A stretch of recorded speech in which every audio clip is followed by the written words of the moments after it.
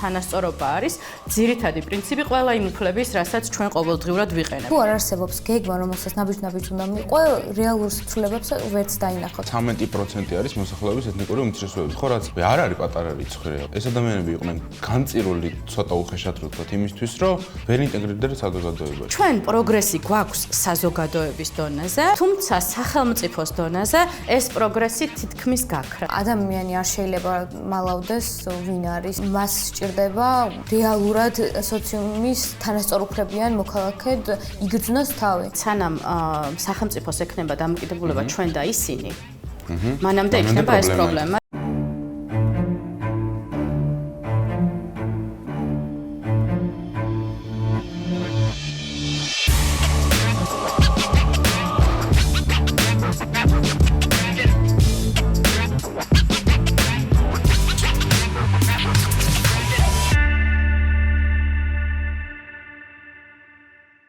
მოგესალმებით, მივესალმებით ჩვენს მსმენელებსა და მაყურებლებს. ეთერშია თაობის ხმა, რომელიც თაროს თაობის ფარგლებში ხორციელდება. პოდკასტის ამ სერიას გაუძღვებით მე, ნინანო გუგუნავა და გიორგი ხაინდრავა. სალამი გიორგი. და დღეს ამ პოდკასტში ვისაუბრებთ თანასწორობაზე.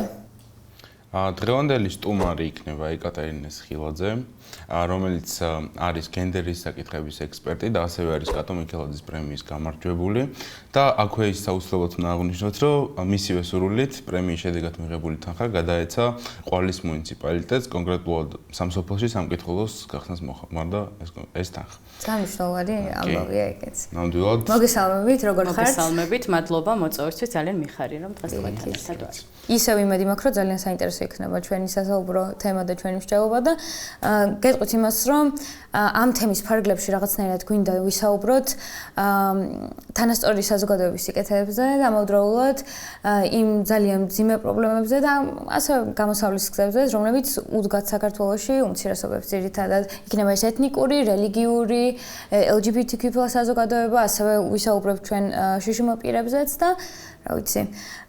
პირველ რიგში ალბათ თქვენთან შეკითხვით გადმოვიდოდი, ზოგადად როგორ წარმოგიდგენიათ თანასწორობა, რა არის თანასწორი საზოგადოების მნიშვნელობა და მისი სიკეთე?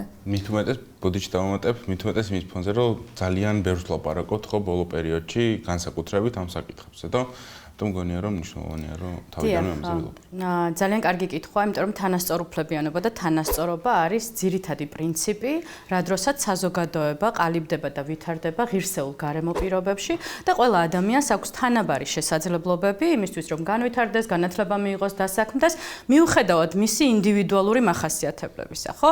არ აქვს მნიშვნელობა მე რომელ სოციალურ წრეს მივეკუთვნები, მაქვს თუ არა შესაძლებლობის შეზღუდვა, სად ვცხოვრობ ქალაქში თუ სოფლად, მე უნდა მქონდეს თანაბარი შესაძლებლობა იმისა, რომ ჩემს ქვეყანაში არსებული სიკეთეებით ვისარგებლო და ასევე ჩემი ცოდნა და გამოცდილება მოვახმარო ჩემს პიროვნულ განვითარებას და საზოგადოების განვითარებას. ამიტომ ზოგჯერ ცალკე განიხილავენ ხოლმე თანასწორობის უფლებას და ფიქრობენ, რომ მხოლოდ კონკრეტული ჯგუფის ადამიანებს აწუხებთ მხოლოდ ეს პრობლემა, მაგალითად შშმ პირებს, ან LGBTQI ადამიანებს და ხშირად გვეუბნეოდნენ ხოლმე მეც რომ მუშაობდი სახალხო დამცველის აპარატში, რომ აი სხვა უფრო დიდი პრობლემები გვაქვს და ამაზე რატომ ვსაუბრობთ. მაშინ, როდესაც თანასწორობა არის ძირითადი პრინციპი ყველა იმ უფლების, რასაც ჩვენ ყოველდღიურად ვიყენებთ, ხო, იქნება ეს განათლება, დასაქმება, ეკონომიკური სარგებლის მიღება, სოციალური საკითხები თუ ასე შემდეგ. პირდაპირ დაკავშირებულია. პირდაპირ დაკავშირებულია ყველა ადამიანის ცხოვრებასთან, იმიტომ რომ ის შევიწროების თუ დისკრიმინაციის პრაქტიკები, რაც შეიძლება ქვეყანაში გქონდეს, არ აისახება მხოლოდ ინდივიდებზე, ეს აისახება მათ ოჯახებზე, შემდეგ გარშემოყოფებზე და მთლიანად სახელმწიფოზე, ხო? ამიტომ როცა ვსაუბრობთ თანასწორობაზე, ძალიან მნიშვნელოვანია ვისაუბროთ იმაზე, რომ ეს არის საზოგადოებრივი საკითხი და სახელმწიფოებრივი მნიშვნელობის თემა. სამწუხაროდ საქართველოში გვაქვს როგორი ვითარება? გვაქვს კანონმდებლობა, რომელიც არეგულირებს თანასწორობის საკითხებს, მათ შორის დისკრიმინაციის აკრძალვას და შემიძლია გითხრათ, რომ ჩვენი კანონმდებლობა ევროპის ძალიან ბევრი ქვეყნის კანონმდებლობის მსგავსია, ან შეიძლება უკეთეს გარანტიებსაც იძლეოდეს, მაგრამ მთავარი პრობლემა ჩვენ უკვე გვაქვს პრაქტიკაში როგორ ხორციელდება. ხო. და ეს არის გამოწვეული იქიდან, რომ გარდა იმისა, რომ საზოგადოებაში შეიძლება რამე შეხედულებები არსებობდეს, სრულწმენები, წინასწარ განწყობები, ასევე არის ეს პრობლემა იმის გამოძახილი, რომ სახელმწიფო პოლიტიკის ნაწილი არ გამხდარა არასდროს თანასწორობის საკითხებზე სრულყოფილი და სრულფასოვანი მუშაობა. ნამდვილად ასეა. პრინციპში რახან მაინც გვაქვს სურვილი რომ ჩაუხმოვდეთ ამა თუ იმ ჯგუფებს, იმიტომ რომ მაინც რაღაცნაირად გონია რომ დღევანდელ საქართველოში თქვენ სწორად ახსენებთ რომ თანასწორობა ყველას საკითხია, ყველას ეხება, ყველასთვის თანაბრად მნიშვნელოვანია, თუმცა არსებობენ ჯგუფები, რომლებიც განსაკუთრებით მოწყვლადები არიან, რომელთა ხმაც არ ისმის, ან თუ ისმის ხოლმე რაღაცნაირად ისე გამოდის, რომ ეს არის ცოტა ფასადური და მათ რეალურ საჭიროებებს და რეალურ პრობლემებს თითქოს ვერც ვერავინ ვერ იგებს. ამიტომაც აი გვინდა დასაწყისისთვის რომ ვისაუბროთ თუნდაც შშმ პირებზე. ჩვენ როცა ვამუშავებდით ამ საკითხებს ზოგადად მათ პრობლემატიკასაც გავეცანით, რეალურად რა კეთდება საქართველოში იმასაც გავეცანით და აღმოჩნდა რომ მიუხედავად იმისა რომ თითქოს რაღაცები ცოტათი უკეთესობისკენ მიდის, არსებითი სხვაობა მაინც არ არის მათთვის, არის თუნდაც ეგ იმაში გამოიხატება ალბათ რომ მაგალითად არ არსებობს შესაბამისი ინფრასტრუქტურა, ხო აი ან შეიძლება თუნდაც არსებობდეს კონკრეტულ ადგილებში, მაგრამ იყოს იმდენად გაუმართავი, რომ შეგრძნება დაგჭირდეს რომ მოვალეობის მოხდის მიზნით არის გაკეთებული. მაგალითად სხვა ეპიზოდშიც გვაქვს აღნიშნული რომ აი რუსთაველზე არის ერთი პანდუსი მაგალითად რომელიც კი არსებობს მაგრამ იმდენად გამოუსადეგარი და გამოუყენებელია ექსტრემალური სპორტის მიმდევარი უნდა იყო მაგით რომ ისარგებლო ნამდვილად ხო და რეალურად ფუნქცია არ აქვს კი ხო და რისი ბრალია ერთი მაგის კითხვა შეიძლება ალბათ რომ თითქოს სახელმწიფო კი აკეთებს რაღაცას ამ კუთხით მაგრამ აკეთებს გულგრილად და არაშესაბამისად თუ აი რა არის მან თავი პრობლემა კი ბატონო, შეზღუდული შესაძლებლობის მქონე ადამიანები შეგვიძლია ვთქვათ, რომ ერთ-ერთი ყველაზე მოწყვლადი ჯგუფია დისკრიმინაციის ფაქტების მიმართ და ისინი დისკრიმინაციას განიცდიან არ რაღაც მხოლოდ პირად ურთიერთობებში ან დასაქმების ადგილზე, ზოგადად პოლიტიკის სფეროებში ხო, სერვისებზე ხელმისაწვდომობის, საჯარო პოლიტიკაში მონაწილეობის კუთხითაც განიცდიან ისინი ამ დაბრკოლებებს. ამის მთავარი მიზეზი არის ის, რომ მიზნობრივი პროგრამები, რომელიც უნდა ემსახურებოდეს ამ ადამიანთა საზოგადოებაში სრულყოფილ ინტეგრაციას და მათთვის გარემო პირობების შექმნას იმისთვის, რომ მათი ხმაც ისმოდეს, რეალურად საქართველოში ან ძალიან გვიან დაიწყო და შედეგებს ჯერ ვერ ვხედავთ, ან არ ხორციელდება. აი მაგალითისთვის 2005 წელს დაიწყო ინკლუზიური განათლების პროგრამა საქართველოში. მე 2005 წელს დავამთავრე სკოლა და მინდა გითხრათ, რომ არ მახსოვს არც ერთი შშმ ბავშვი, რომელიც ჩემს სკოლაში იღებდა განათლებას.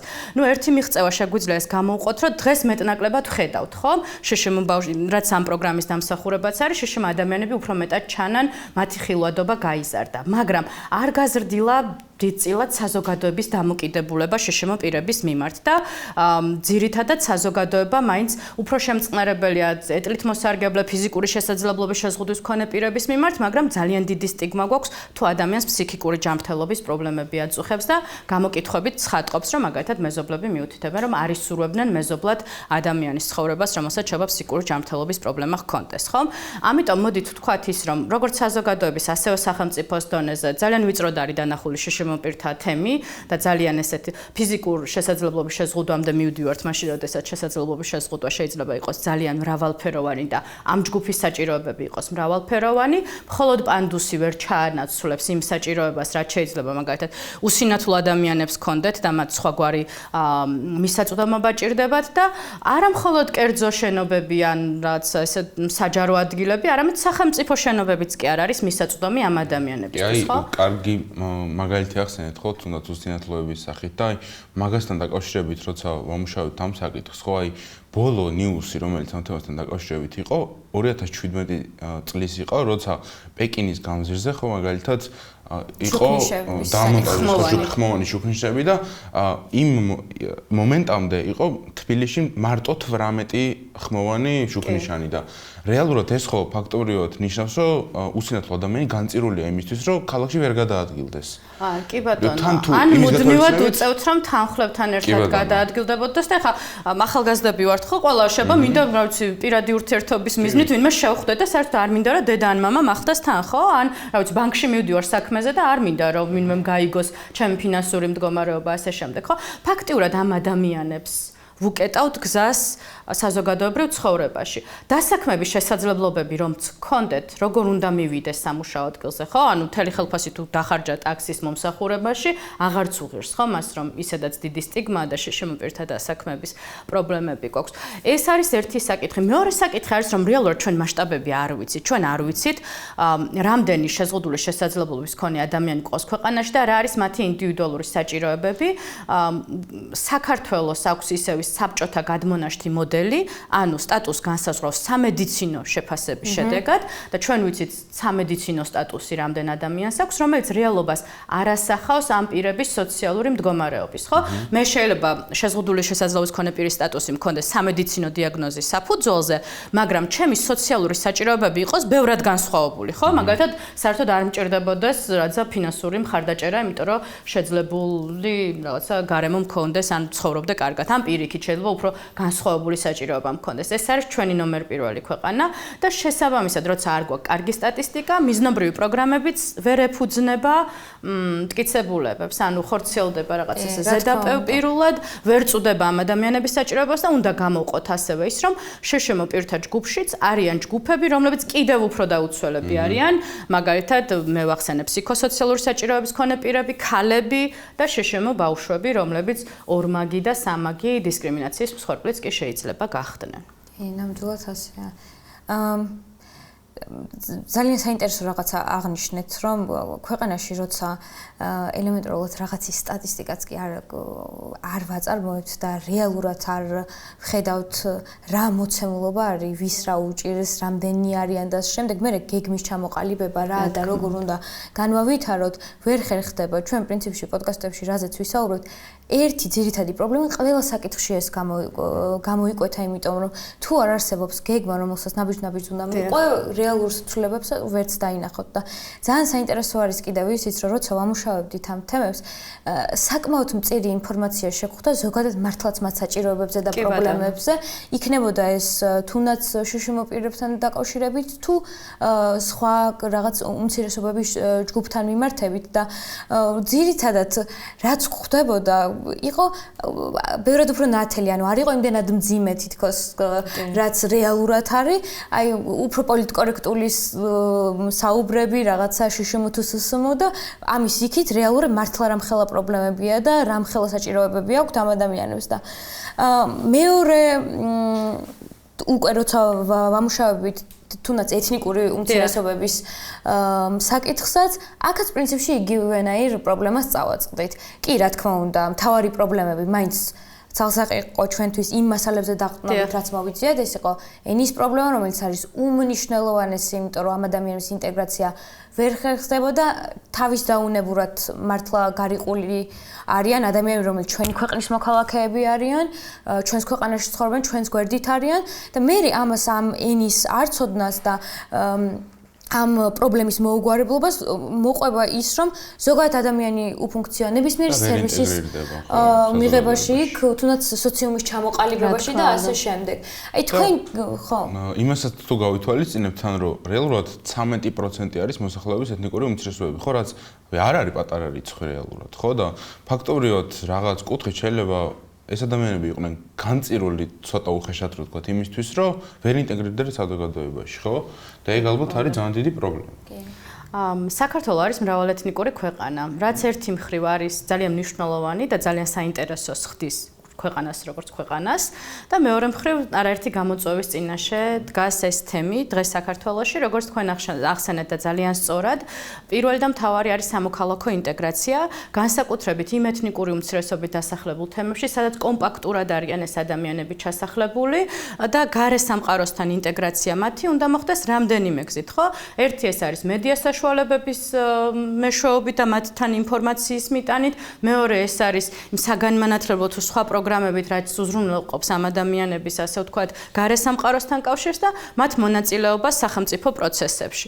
ჩვენ რომ შევხედოთ პოლიტიკური გადაწყვეტილების მიღების პროცესში ეთნიკური უმცირესობების წარმომადგენლობა და მონაწილეობა არის ძალიან მცირე, იმ რეგიონებშიც კი, სადაც უმრავლესობა ეთნიკური უმცირესობები ცხოვრობენ, მათი გადაწყვეტილების მიღების პოზიციებზე წარმომადგენლობა არის მცირე, მაგალითად ქვემო ქართლის რეგიონზე შეგვიძლია ვთქვათ, სამოქალაქო ინტეგრაციის კუთხით არსებობს პროგრამები ქართული ენის შემსწავლელი, თუმცა ეს პროგრამები არ ფარავს ყველა ჯგუფს და მაგალითად ზრდასრული ადამიანების შემთხვევაში, ეს ზრდასრული ეთნიკური უმცირესობის წარმომადგენელი ქალი რომ წარმოვიდგინოთ, ეს პროგრამა უნდა ითვალისწინებდეს იმ სპეციფიკასაც, რომ ეს ქალები ჩართულები არიან შინზრუნვის ტვირთი აქვთ მათ და მათთვის ეს საგანმანათლებლო პროგრამა უნდა იყოს მოქნილი, უნდა სთავაზობდეს იმის შესაძლებლობას, რომ როცა მათ დრო აქვთ ამ ზრუნვის ვალდებულებებთან ერთად, იმის პარალელურად ხდებოდეს ამენის შესწავლა, თორემ ჩვენ ბევრი კვლევა გვინახავს, სადაც მაგალითად ჯანდაცვის სერვისებზე მისაწვდომობა არის კრიტიკულად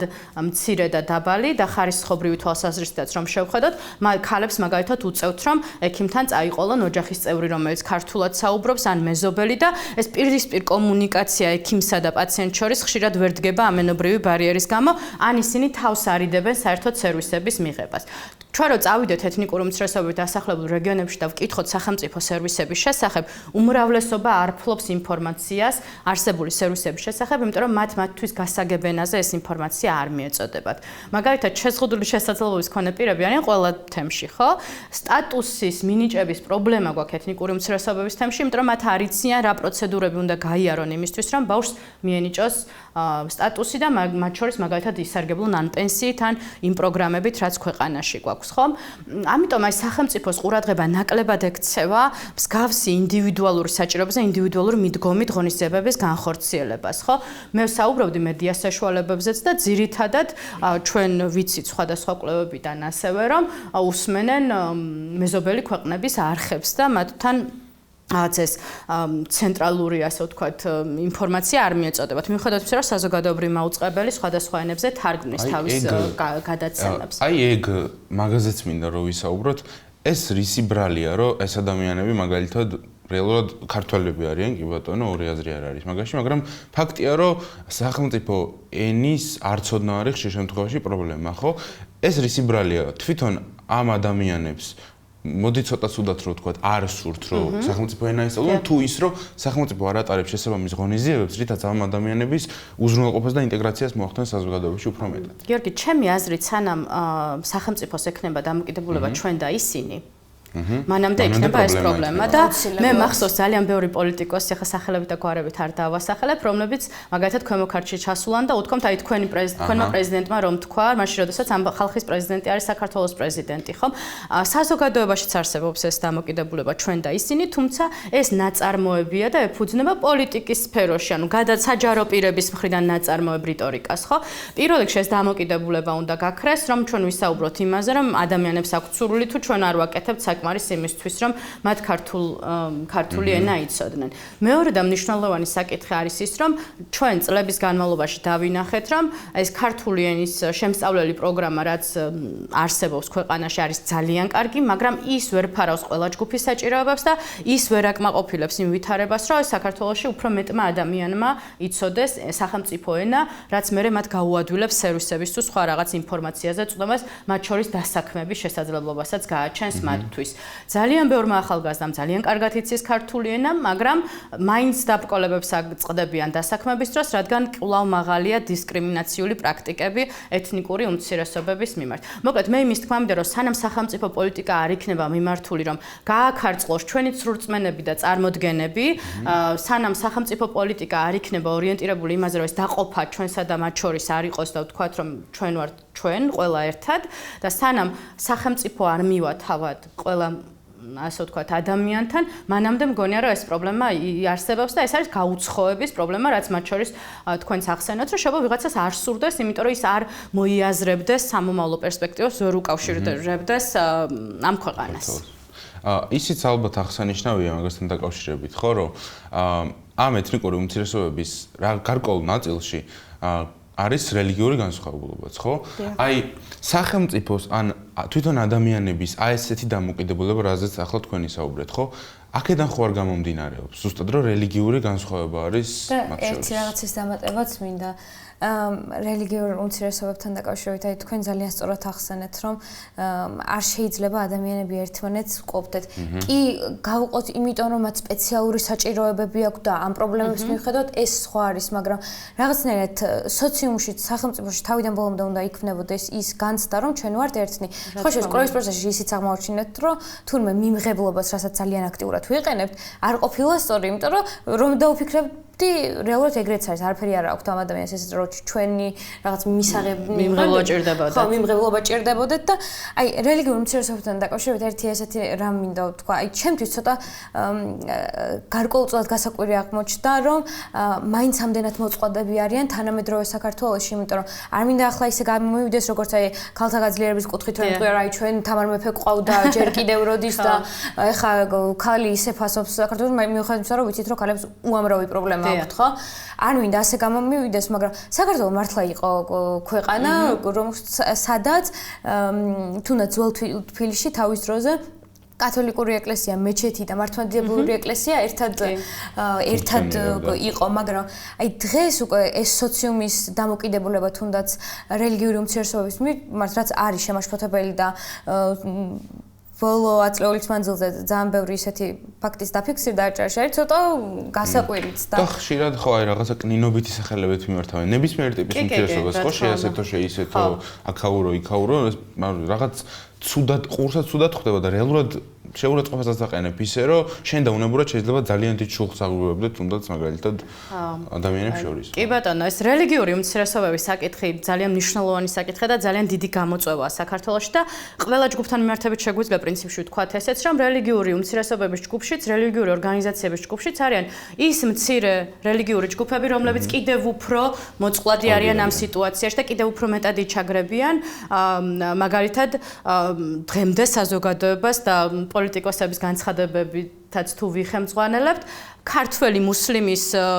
თემა ბევრისთვის წარმოუდგენელია და ანუ აკავშირებენ რომ თუ ადამიანი არის სხვა რელიგიის მატარებელი ის ასევე სხვა ეთნიკური ჯგუფის წარმომადგენელიც უნდა იყოს ხო მაგალითად აჭარაში არიან ქართველი მუსლიმები სხვათა შორის არაჩვეულებრივი ახალგაზრდები რომლებიც სოლიდარობის თემის ირგვლივ არიან გაერთიანებული და ძალიან ხმამაღლა აჟღერებენ თავიანთ პოზიციებს ხო ასევე მცირე რელიგიური ჯგუფები რაც ასე ვთქვათ ძირითად დომინანტურ მიმდინარეობებს ასე ვთქვათ ცოტა ისე უყურებენ მთავარი პრობლემა დავიწყოთ იმით, რომ მაგალითად საბჭოთა კავშირის დროს რელიგია იჩაგრებოდა ყველა რელიგია თანაბრად, ხო? კათოლიკ ეკლესიასაც ჩამოერთვა ქონება, მართლმადიდებელ ეკლესიასაც და ფაქტიურად საბჭოთა კავშირმა მოახდინა ოკუპაცია რწმენის აზრის და გამოხატვის, ხო? მათ შორის რელიგიური გამოხატვის.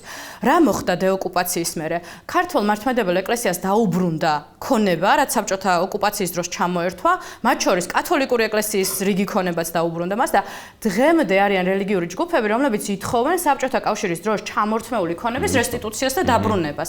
ანუ ეს არის მთლიანად სახელმწიფო პოლიტიკის და სახელმწიფო რიტორიკის შედეგი, მიუხედავად იმისა, რომ ჩვენი კონსტიტუციის მიხედვით ჩვენ ვართ სეკულარული სახელმწიფო, ანუ ჩვენ არ გვაქვს ერთი კონკრეტული რელიგია, არამედ ყველა რელიგია თანაბარი, ასე ვთქვათ, ღირებულებით ფასდება, გარდა იმ ისტორიული ღვაწლისა, რაც ქართულ მართლმადიდებელ ეკლესიას აქვს. თუმცა ჩვენ დავინახეთ ის, რომ პოლიტიკა და მართლმადიდებლური ეკლესია ავითარებს ისეთ რიტორიკას, რაც სხვა რელიგიური ჯგუფების ჩაგვრისკენ არის მოწოდებული და ძალიან ბევრი ადამიანი სრულწმენებით და ამ რაღაცა აზრის ლიდერების, ასე ვთქვათ, მოსაზრებებს მიყვება, ხო? თუნდაც ეს ქონების მაგალითი არის ერთი ნათელი მაგალითი. მეორე მაგალითი არის გამოხატვა, აი მუსლიმ თემს დღემდე არ აქვს მეჩეთი, ანუ საკუთარი ტერიტორია აქვს ბათუმში ნაყიდი, ანუ სახელმწიფოს არ თხოვენ ტერიტორიას და ნებართვა ამ დრომდე არ მიუღიათ იმის, რომ თავიანთ ტერიტორიაზე ადამიანებს შეეძლოთ, რომ თავიანთი რელიგიური ნაგებობა ააშენონ, ხო? და სამცხეშიც მახსენდება ბოლო პერიოდში იყო მასეთი ხო, მოხეში და სხვა ადგილებში ქუჩა თოლში ლოცულობენ ადამიანები გარეთ. ამიტომ მე ვფიქრობ, რომ აქაც იქ მივდივართ რა, ანუ ცხადია საზოგადოებრივი აზრი როგორი იქნება ფორმირება. საზოგადოებრივ აზრს ისევ ფორმირებას უწევს ის საჯარო პირები, აზრის ლიდერები, მათ შორის რელიგიური პირები, განათლება, რომელიც უნდა მიეწოდებოდეს საზოგადოებას, თანასწორობას და ჩვენ თუ ამ ყველა სივრცეს გამოვაცარიელებთ, თვითდინებით ახლა შეება 100 წლის მერე რაღაც თაობა მივიღოთ, რომელიც იტყვის, რომ რელიგიურ უმცირესობებსაც იგივე უფლებები აქვს და თვითდინებით ეს არ იცვლება. ნუ თავარი გამოსავალი არის სახელმწიფო პოლიტიკის შეცვლაში. თავარი გამოსავალი არის სახელმწიფო პოლიტიკის შეცვლა და თავარი გამოსავალი არის ასევე ის, რომ განათლებაში ინვესტირება. ჩვენ თუ გვინდა გრძელვადიანი შედეგები. ახლა პოლიცია რომ ჩავა და რაღაცა ღორის თავის გაკვრას აკრძალავს, ამით იმ თემის უფლებრივი მდგომარეობა ვერ იქნება დაცული, ხო, გრძელვადიან პერსპექტივაში, მაგრამ ის მოსახლეობა ისევ იქრჩება და ხვალს გზას გადაუკეტოს, წყალს არ შეუყვანს და ასე შემდეგ. ამიტომ გრძელვადიანი პერსპექტივაც სჭირდება ამ თემებს. აი ხო გითხარით საბჭოთა ოკუპაციიდან მოდის ეს პრობლემა ქონების, რომელიც დღემდე ვერ მოგვარებული. ხო, ну, პრინციპში მან შეგვიძლია კიდევ უმცირესობების რაღაც სხვა მხარეზეც ვისაუბროთ უკვე არა. ძალიან საინტერესო იყო. ძალიან საჭიროა ეს ინფორმაცია, რასაც ვაჟღერებთ და პრინციპში ჩვენი მესიჯის ალბათ არის ის, რომ ნამდვილად აი პროცესები თავისით არიწვრის, ანუ ის დინებაც კი არ არსებობს თავისით. აუცილებლად უნდა გადაიდგას რაღაც ნაბიჯები და ამაში სამოქალაქო ინიციატივას უნდა მიიღოს მონაწილეობა და პრინციპში საქართველოში ისე ხდება სამწუხაროდ, რომ სამოქალაქო ინიციატივას აქვს აღებული სახელმწიფო პასუხისმგებლობა, რაც არ არის სწორი, იმიტომ რომ სახელმწიფოს ფინანსებს როგორც წესი უნდა იყოს ხოლმე იქ მომუშავე მჭკვიან ადამიანებს თუ ეს არის საქართველოში დღევანდელ საქართველოში შესაძლებელი, უნდა ქონდეთ უნდა ეწიფებოდეთ ის, რომ რეალური გეგმა დასახონ და ამას მიყვანენ. რა თქმა უნდა. აუცილებლად გვინდა ამ პოდკასტის ფარგლებში, როგორც უკვე ვახსენე, ვისაუბროთ LGBTQ საზოგადოებაზე. აქაც რაღაც პრინციპში უმცირესობების საკითხზე სასაუბროთ, საუბარი თითქოს ბოლო წლების მანძილზე უფრო მეტად დაიძრა.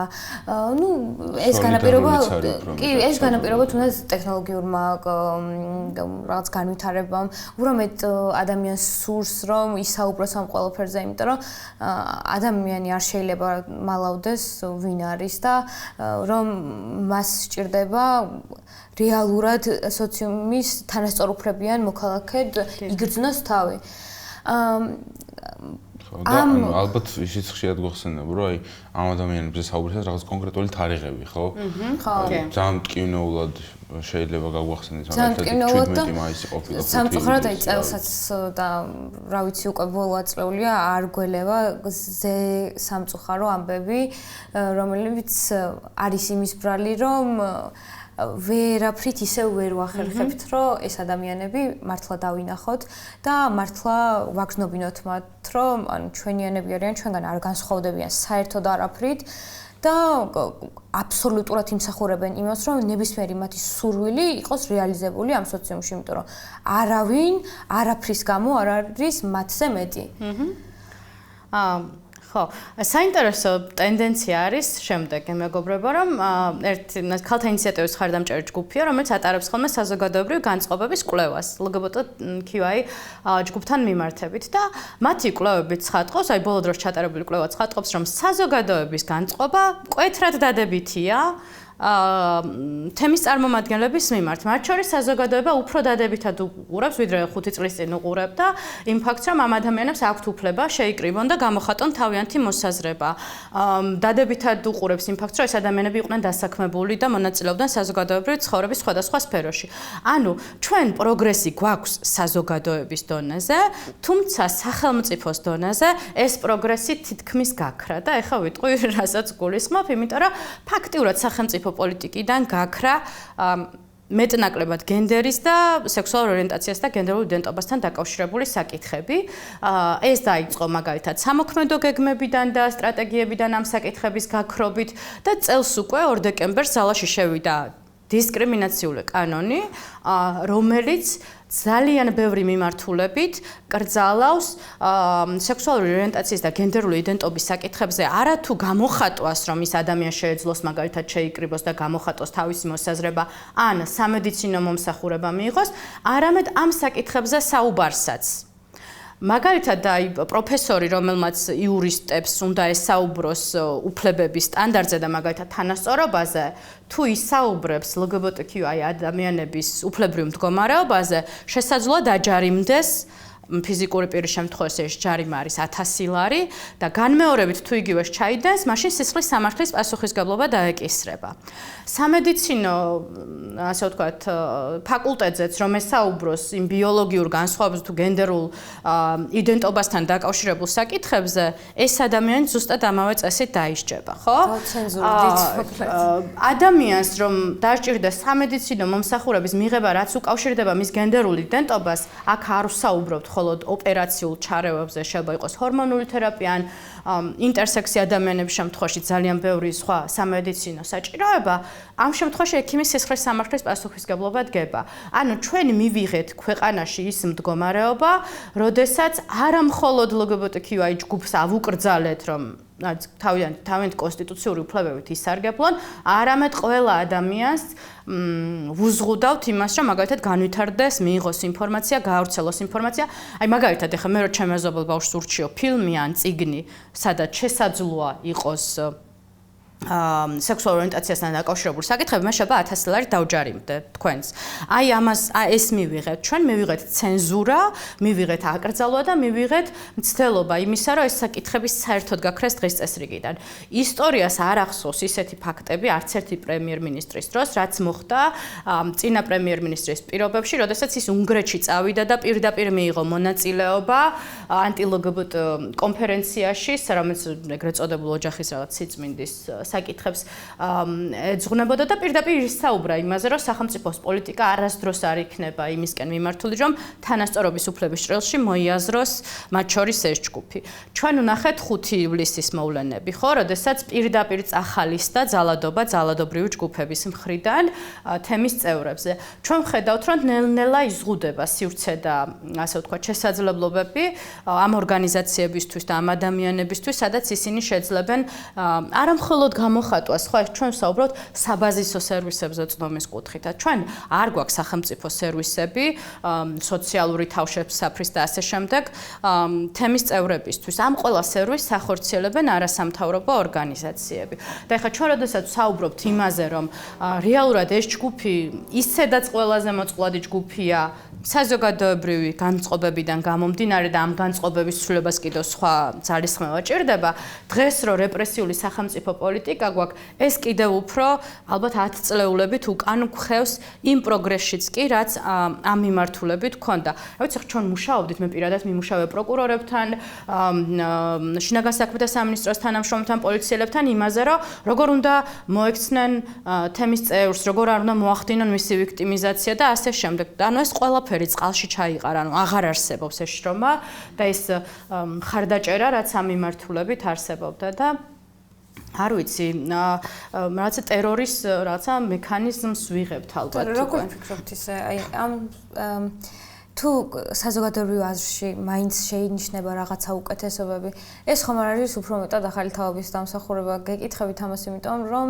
რაღაცნაირად თითქოს მართლა ჩვენს ხარჯზე იგრძნობა რაღაც უკეთესობა, მე მაინც ასე მგონია, იმიტომ რომ არ მინდა რომ რაღაც უხეშად გამომივიდეს რაღაც უფროსი ადამიანების მიმართ, მაგრამ რაღაცნაირად ეს დეზინფორმაციაც, პროპაგანდაც მათში უფრო გავრცელებულია, მათში უფრო მეტია თითქოს რაღაცა არასწორი რელიგიური შეხედულებები, მართლა არასწორი და ჩვენ თითქოს რაღაცა უფრო მეტად ვახერხებთ, რომ ცოტა სინათლე შევავიტანოთ. აი, თქვენ ახსენეთ წეგან საინფორმაციო ტექნოლოგიებზე წვდომა, რაც ჩვენ წინა თაობებს არ აქვთ. ხო, ხა მაგალითად, დედა ჩემ მეზობლებს რო გადავხედოთ, უყურებენ იმ არხებს, რაც ტელევიზიით გადაიცემა, ხო, არ აქვს მას სოციალური ქსელები და ვერ გამოისმენს იმ ინფორმაციას, რასაც თქვენ ან მე ვისმენთ, ხო? ანუ არ აქვს შეხება და აი ხშირად არის ხოლმე, რომ დედა მირეკავს და მეკითხება, რომ ეს მართლა ესია თუ აი ანტიდისკრიმინაციულ კანონს რო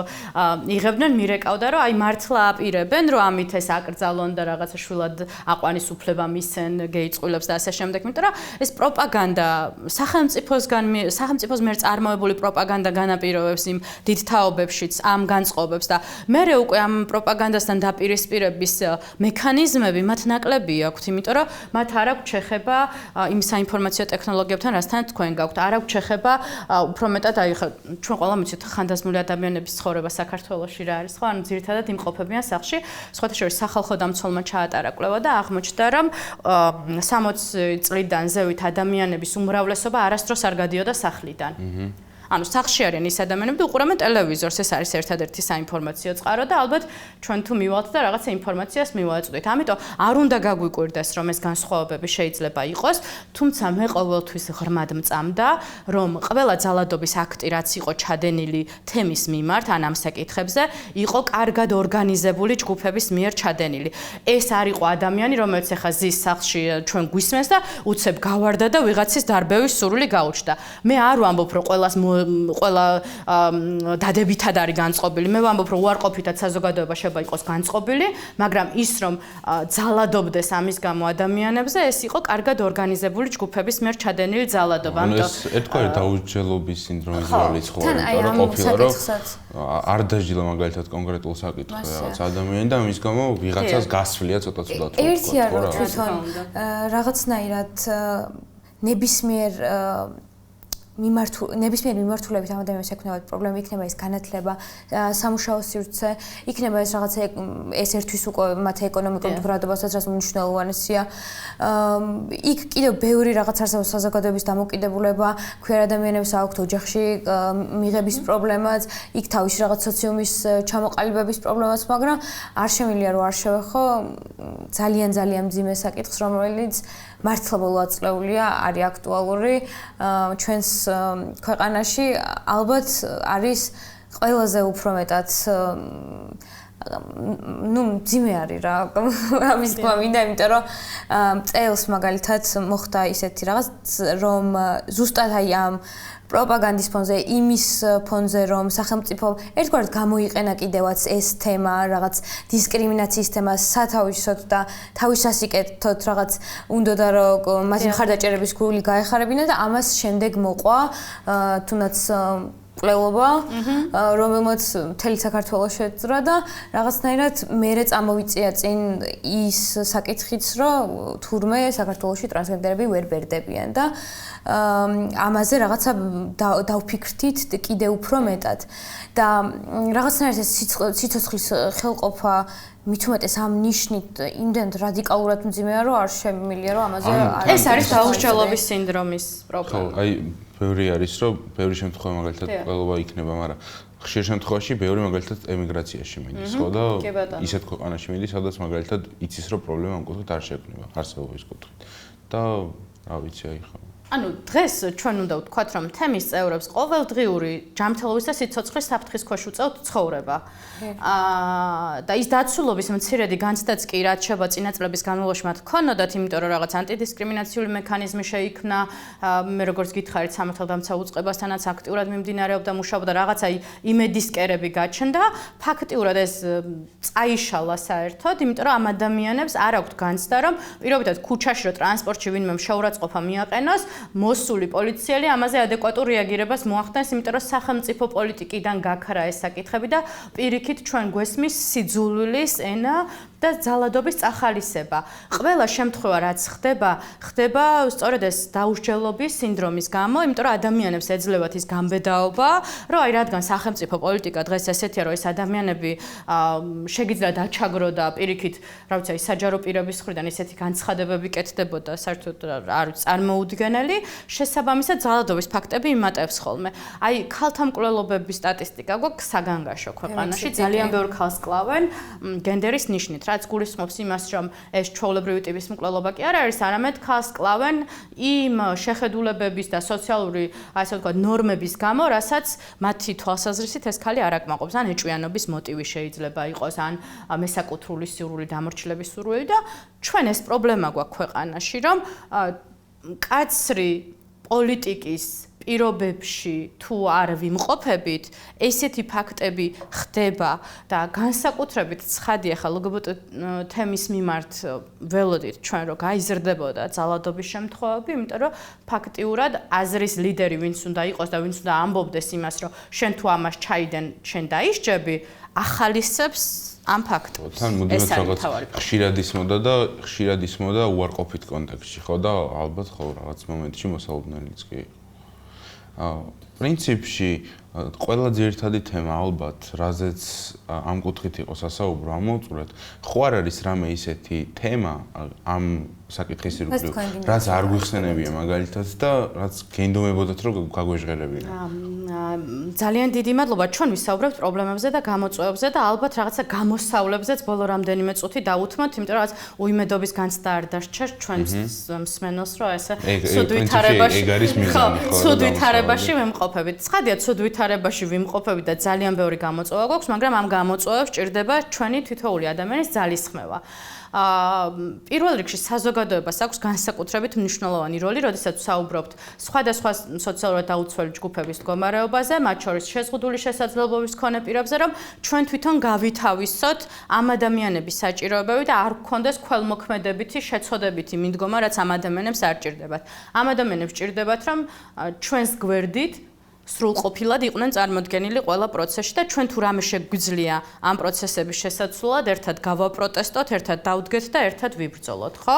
ეს არის მნიშვნელოვანი. მეორე მნიშვნელოვანი არ ვიცი ხა ამ პირობებში რისი ადვოკატირების რესურსი არსებობს, მაგრამ განათლებაში ინვესტირება ჩვენ თუ გვინდა რომ გრძელვადიან პერსპექტივაში შედეგი მივიღოთ, იმიტომ რომ არ შეიძლება ესე რაღაცა სპონტანურად ხდებოდეს ამ წინასწარ განწყობების და ამ განწყობების ცვლილება. მესამე არის ეკონომიკური და სოციალური საკითხების მოგვარება, იმიტომ რომ აი ამ დიდი პრობლემები, სოციალური და ეკონომიკური საკითხები ხშირად შთანთქავს ხოლმე იმ სხვა თანასწორობასთან დაკავშირებულ სოციალურ საკითხებს, მაგალითად ახლა შეზღუდული შესაძლებლობის მქონე პირებს რომ მკითხოთ, პირველი დაგისახელებენ იმ ეკონომიკურ სიდუხჭირას, რაც ამ თემს აქვს და სხვა პლანზე დგას მათთვის თუნდაც ტრანსპორტის მისაწვდომობა ან სხვა ისეთი პოლიტიკაში მონაწილეობა და ასე შემდეგ. ამიტომ ეს ძირითადი საბაზისო უფლებები უნდა მოგვარდეს და სახელმწიფოსთვის ყოველთვის იმის შეხსენება, რომ მათ აქვთ პასუხისმგებლობა, რომ ამ საკითხებზე იმუშაონ და ყველა ადამიანს ჩვენ ქვეყანაში ქონდეს თანაბარი შესაძლებლობები. და მე ის ადამიანი როგორ გადაწყვეტს რომ ეს თავის შესაძლებლობები გამოიყენოს, ესეც ადამიანის უფლებაა, ხო? მე მინდა ვიყო ზარმაცი, იქნები ზარმაცი, მე მინდა ვისწავლო, მინდა ვიმუშაო. და აუცილებლად ქვეყანაში გვაქვს ანტიდისკრიმინაციული მექანიზმი, საქართველოს სახალხო დამცველი, მომწყებას ვაკრიტიკებ ხოლმე ხანდახან, მაგრამ არაჩვეულებრივი, ასე ვთქვათ, თანამშრომლები ყავთ თანასწორობის მიმართულებით და 1491 მათი ცხელი ხაზის ნომერი და თუ ვინმე ფიქრობს, რომ განიცდის ჩაგვრა, შევიწროებას ან დისკრიმინაციას, აუცილებლად დაუკავშირდეს მათ. უღრმესი მადლობა, ძალიან საინტერესო იყო. იმედი მაქვს ასე იყო ჩვენი მსმენელებისთვისაც და მე არ დავეთანხმები გიორგის ალბათ არ არის ჩვენი დროის რეგლამენტი საკმარისი იმისთვის, რომ ყველა თემას კარგად ჩაუღრმავდეთ და სიღრმისეულად გავარჩიოთ, მაგრამ დღეისთვის ნამდვილად არაჩვეულებრივი იყო.